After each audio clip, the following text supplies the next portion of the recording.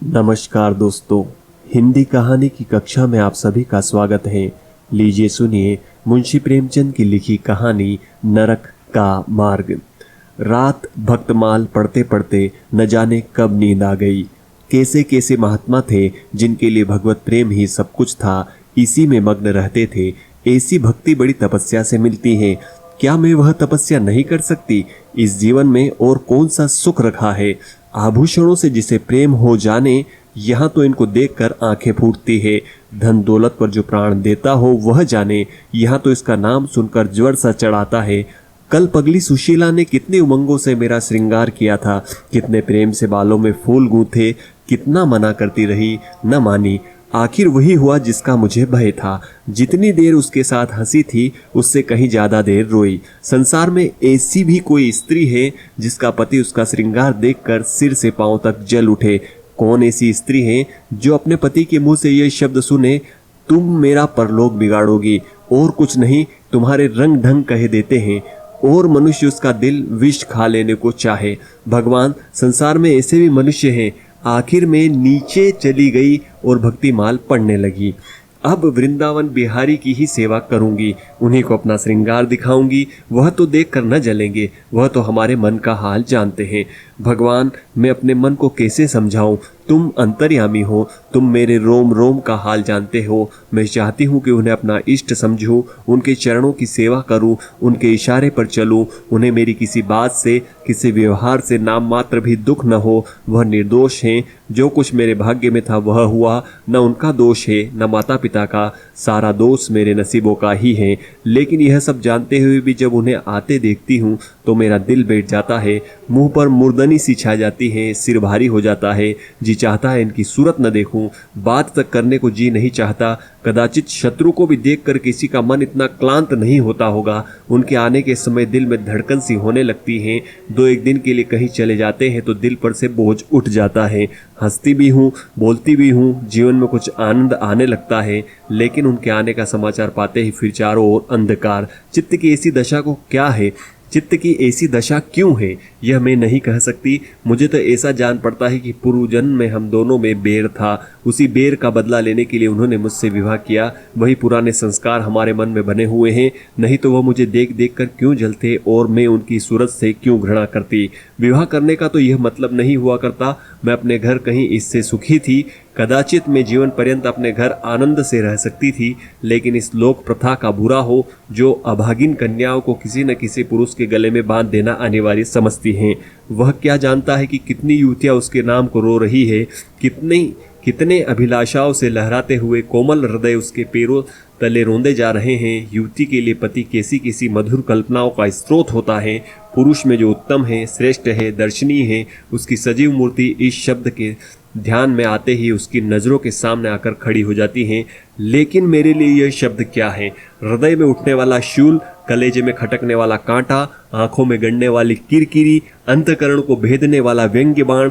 सुशीला को हमेशा हंसते देखती हूँ। वह कभी अपनी दरिद्रता का गिला नहीं करती। गहने नहीं हैं, कपड़े नहीं हैं, भाड़े के नन्हे से मकान में रहती है। अपने हाथों घर का सारा काम काज करती है, फिर भी उसे रोते नहीं देखती। अगर अपने बस की बात होती तो आज अपने धन को उसकी दरिद्रता से बदल लेती।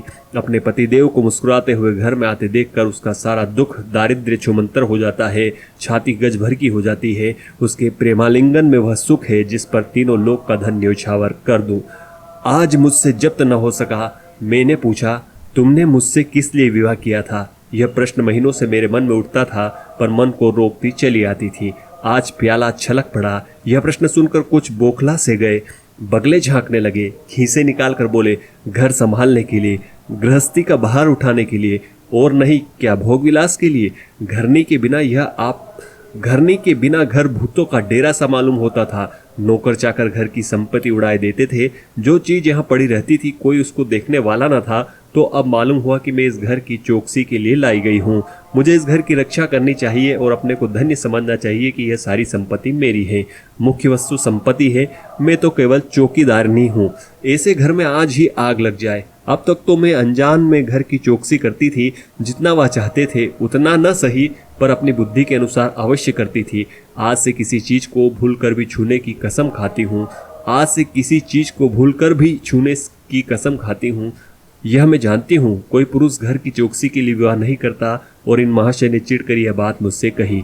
लेकिन सुशीला ठीक कहती है, इन्हें स्त्री के बिना घर सूना लगता होगा, उसी तरह जैसे पिंजरे में चिड़िया को न देखकर पिंजरा सूना लगता है। यह हम स्त्रियों का भाग्य। मालूम नहीं इन्हें मुझ पर इतना संदेह क्यों होता है। जब से नसीब इस घर में लाया है इन्हें बराबर संदेह मूलक कटाक्ष करते देखती हूँ। क्या कारण है? जरा बाल गुथवा कर बैठी और यह होठ चबाने लगे। कहीं जाती नहीं, कहीं आती नहीं, किसी से बोलती नहीं, फिर भी इतना संदेह। यह अपमान असहाय है। क्या मुझे अपनी आबरू प्यारी नहीं? ये मुझे इतनी छिचोरी क्यों समझते हैं? इन्हें मुझ पर संदेह करते लज्जा भी नहीं आती? काना आदमी किसी को हंसते देखता है तो समझता है लोग मुझी पर हंस रहे हैं। शायद इन्हें भी यही भ्रम हो गया है कि मैं इन्हें चिढ़ाती हूँ। अपने अधिकार के बाहर से बाहर कोई काम कर बैठने से कदाचित हमारे चित्त की यही वृत्ति हो जाती है। भिक्षुक राजा की गद्दी पर बैठकर चैन की नींद नहीं सो सकता, उसे अपने चारों तरफ शत्रु दिखाई देंगे। मैं समझती हूँ सभी शादी करने वाले बुड्ढों का यही हाल है। आज सुशीला के कहने से मैं ठाकुर जी की झांकी देखने जा रही थी। अब यह साधारण बुद्धि का आदमी भी समझ सकता है कि फूहड़ बहू बनकर बाहर निकलना अपनी हंसी उड़ाना है, लेकिन आप उसी वक्त न जाने किधर से टपक पड़े और मेरी ओर तिरस्कारपूर्ण नेत्रों से देखकर बोले, कहाँ की तैयारी है? मैंने कह दिया, जरा ठाकुर जी की झांकी देखने जाती हूँ। इतना सुनते ही त्योरिया चढ़ाकर बोले, तुम्हारे जाने की जरूरत नहीं।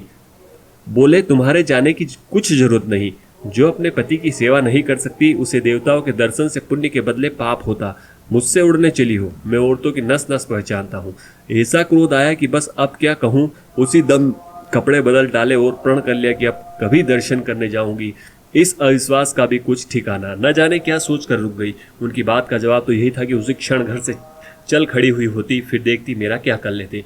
इन्हें मेरा उदास और विमन रहने पर आश्चर्य होता। मुझे मन में कृतज्ञ समझते। अपनी समर्पण इन्होंने मेरे विवाह करके शायद मुझ पर एहसान किया। इतनी बड़ी जायदाद और विशाल संपत्ति की स्वामिनी होकर मुझे फूले न समाना चाहिए था। आठों पहर इनका यशगान करते रहना चाहिए था। मैं ये सब कुछ न करके उल्टे और मुंह लटकाए रहती हूँ। कभी कभी बेचारे पर दया आती है। यही नहीं समझते कि नारी जीवन में कोई ऐसी वस्तु भी है जिसे देखकर उसकी आंखों में स्वर्ग भी नरक तुल्य हो जाता है। 3 दिन से बीमार हैं। डॉक्टर कहते हैं बचने की कोई आशा नहीं, निमोनिया हो गया है। पर मुझे न जाने क्यों इनका गम नहीं। मैं इतनी वज्र हृदय कभी न थी। न जाने वह मेरी कोमलता कहाँ चली गई। किसी बीमार की सूरत देखकर मेरा हृदय करुणा से चंचल हो जाता था। मैं किसी का रोना नहीं सुन सकती थी। वही मैं हूँ कि आज 3 दिन से उन्हें बगल के कमरे में पड़े कराते सुनती हूँ और एक बार भी उन्हें देखने न गई। आंखों में आंसू का जिक्र ही क्या। मुझे ऐसा मालूम होता है इनसे मेरा कोई नाता ही नहीं। मुझे चाहे कोई पिशाचनी कहे चाहे उल्टा, पर मुझे तो यह कहने में लेश मात्र भी संकोच नहीं है कि इनकी बीमारी से मुझे एक प्रकार का ईर्ष्यामय आनंद आ रहा है। इन्होंने मुझे यहाँ कारावास दे रखा था। मैं इसे विवाह का पवित्र नाम नहीं देना चाहती। यह कारावास ही है। मैं इतनी उदार नहीं हूँ कि जिसने मुझे कैद में डाल रखा हो उसकी पूजा करूँ। जो मुझे लात से मारे उसके पैरों को चूमूं। मुझे तो मालूम हो रहा था ईश्वर इन्हें इस पाप का दंड दे रहे हैं। मैं निसंकोच होकर कहती हूँ कि मेरा इनसे विवाह नहीं हुआ है। स्त्री किसी के गले बांध दिए जाने से ही उसकी विवाहिता नहीं हो जाती। वही संयोग विवाह का पद पा सकता है जिसमें कम से कम एक बार तो हृदय प्रेम से पुलकित हो जाए। सुनती हूँ महाशय अपने कमरे में पड़े पड़े मुझे कोसा करते हैं। अपनी बीमारी का सारा बुखार मुझ पर निकालते हैं, लेकिन यहाँ इसकी परवाह नहीं। जिसकी जी चाहे जायदाद ले, धन ले, मुझे इसकी जरूरत नहीं। आज 3 दिन हुए मैं विधवा हो गई। कम से कम लोग यही कहते हैं जिसका जो जी चाहे कहे, पर मैं अपने को जो कुछ समझती हूँ वो समझती हूँ। मैंने चूड़ियाँ नहीं तोड़ी। क्यों तोड़ू? मांग में सिंदूर पहले भी न डालती थी, अब भी नहीं डालती। बूढ़े बाबा का क्रियाकर्म उनके सुपुत्र ने किया। मैं पास न फटकी। घर में मुझ पर मनमानी आलोचनाएं होती हैं। कोई मेरे गूंथे हुए बालों को देखकर नाक सिकोड़ता है, कोई मेरे आभूषणों पर आंख मटकाता है। यहाँ इसकी चिंता नहीं। उन्हें चिढ़ाने को मैं भी रंग बिरंगी साड़ियाँ पहनती हूँ और भी बनती संवरती हूँ। मुझे जरा भी दुख नहीं है। मैं तो केस से छूट गई।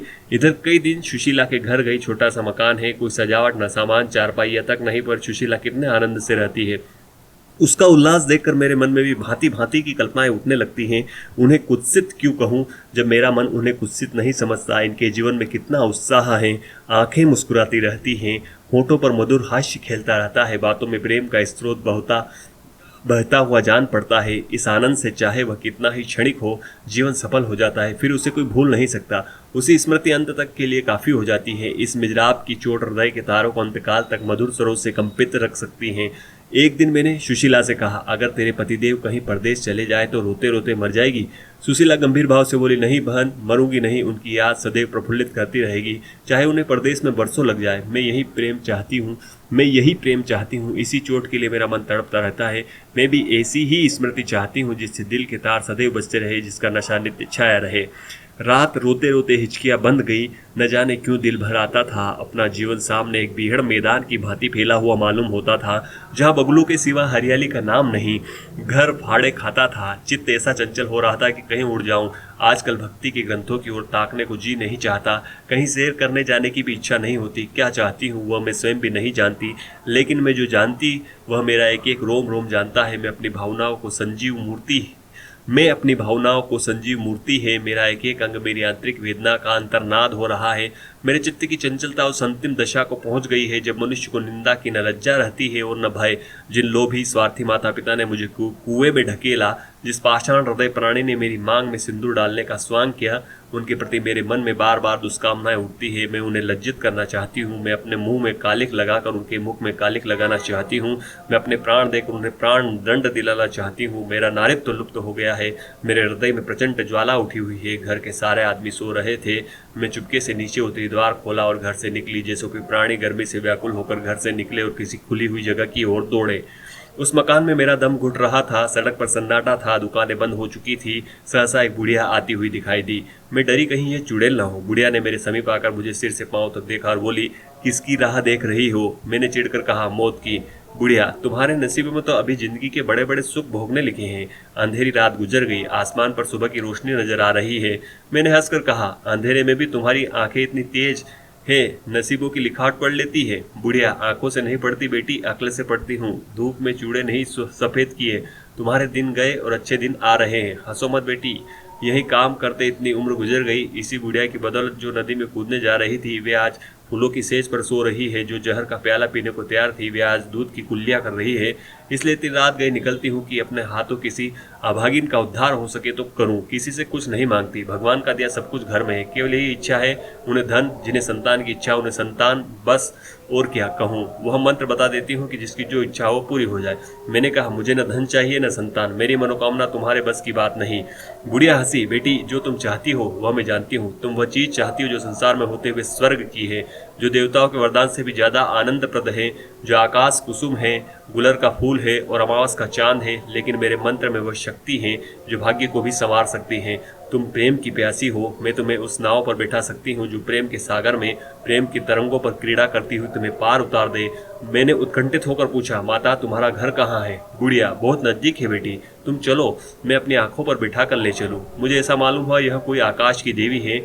उसके पीछे पीछे चल पड़ी। वह बुढ़िया जिसे मैं आकाश की देवी समझती थी, नरक की डायन निकली। मेरा सर्वनाश हो गया। मैं अमृत खोजती थी, विष मिला। निर्मल स्वच्छ प्रेम की प्यासी थी, गंदे विषाक्त नाले में गिर पड़ी। वह वस्तु न मिलनी थी, न मिली। मैं सुशीला का सत सुख चाहती थी, उल्टाओं की विषय वासना नहीं। लेकिन जीवन पथ में एक बार उल्टी राह चलकर फिर सीधे मार्ग पर आना कठिन है। लेकिन मेरे अधःपतन का अपराध मेरे सिर नहीं, मेरे माता पिता और उस बूढ़े पर है जो मेरा स्वामी बनना चाहता था। मैं यह पंक्तियां न लिखती, लेकिन इस विचार से लिख रही हूँ कि मेरी आत्मकथा पढ़कर लोगों की आंखें खुले। मैं फिर कहती हूँ कि अब भी अपनी बालिकाओं के लिए मत देखो धन, मत देखो जायदाद, मत देखो कुलीनता, केवल वर देखो। अगर उसके लिए जोड़े का वर नहीं पा सकते तो लड़की को कुंवारी रख छोड़ो, जहर देकर मार डालो, गला घोट डालो, पर किसी बूढ़े खुसट के मत ब्याहो। इससे सब कुछ सह सकती है, दारुण से दारुण दुख, बड़े से बड़ा संकट। अगर नहीं सह सकती तो अपने यौन काल की उमंगों का कुचला जाना। रही मैं, मेरे लिए अब इस जीवन की कोई आशा नहीं। इस अधम दशा को भी उस दशा से न बदलूंगी जिससे निकल कर आई हूँ।